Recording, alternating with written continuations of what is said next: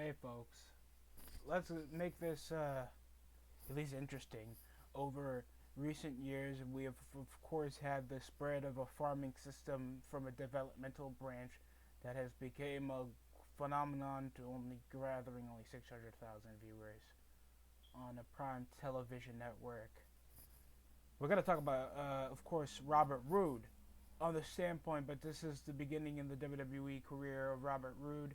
If you don't heard of him, slash Bobby Roode, he was part of TNA and the most memorable parts of TNA, of course. You remember him part of Team Canada when the TNA OGs, part of Beer Money being like what, a 10-time tag team champion with James Storm, a former 3-time world champion, had one of the longest reigns in the company, obviously made a name over himself over the span of what, like a decade and a half, I think, until coming over to NXT like 2016, and then winning the NXT title, beating guys like Nakamura, I think Samoa Joe, until dropping the belt,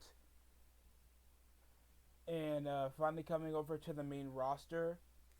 And it's sad too, because technically I was a fan of him. I thought he was like a nuanced like Triple H. He always had decent promos. I liked his storylines with Fortune, uh, Beer Money. Always looked like a cool badass faction. That he was more of the more strategic talker, while James Storm, the beer drinking ass kicker, uh, had one of the longer reigns. He seemed to have at least a main event looking build over himself, even though most people took him over as bland in his earlier run when he was more of a tag team guy. So that's technically how I spot him. I mean, he only had one highlight over most of his career. I think he had one match at WrestleMania for the U.S. title in a triple threat. No, I think that was Rusev, Jinder Mahal, Randy Orton, and I think Robert Roode at WrestleMania, like I think 32. No, I know, like 34. That's technically all I have over this. Now he's in a tag. Now he won the SmackDown Tag Team Championships with Dolph Ziggler. That's possibly not going to go anywhere.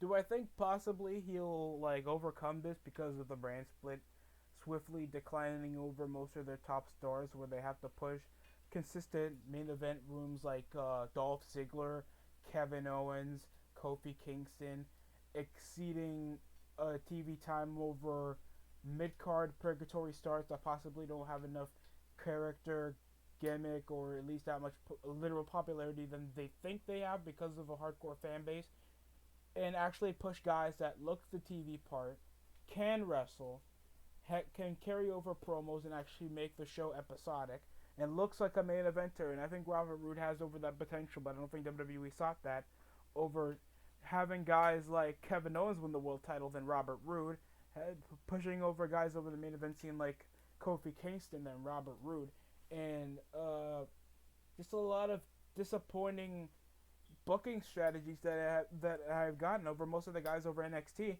I actually have faith over Robert Roode over NXT because I knew he was going to succeed. He had a theme song that was over for like 2 years, like glorious. Even the hardcore fan bases eat that up. He had the robe. He always had the chance.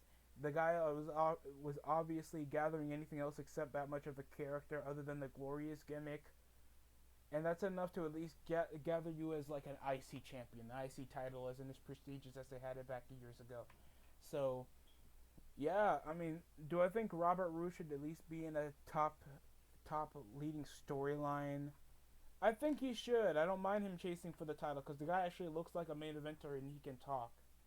So that's at least penalizing for at least some stuff that goes on SmackDown, because we know the Rumble is this Sunday and we technically have no other decent contenders for the world title other than probably Kevin Owens again, or they'll have a lackluster Elimination Chamber while they have possibly Dolph Ziggler, Robert Roode, King Corbin, Daniel Bryan, Kevin Owens, oh my god, possibly Rey Mysterio and Otis for the Universal Championship. Lackluster build. We know that they're probably going to drop the belts as soon as Montez Ford gets back healthy, and there's Robert Roode's going to be back where he started, and it sucks because the guy still has a few years to wrestle, has a decent look, and I was actually exceeding expectations that he was going to leave the company and at least go back to Impact, where he was actually treated as at least one of their top stars.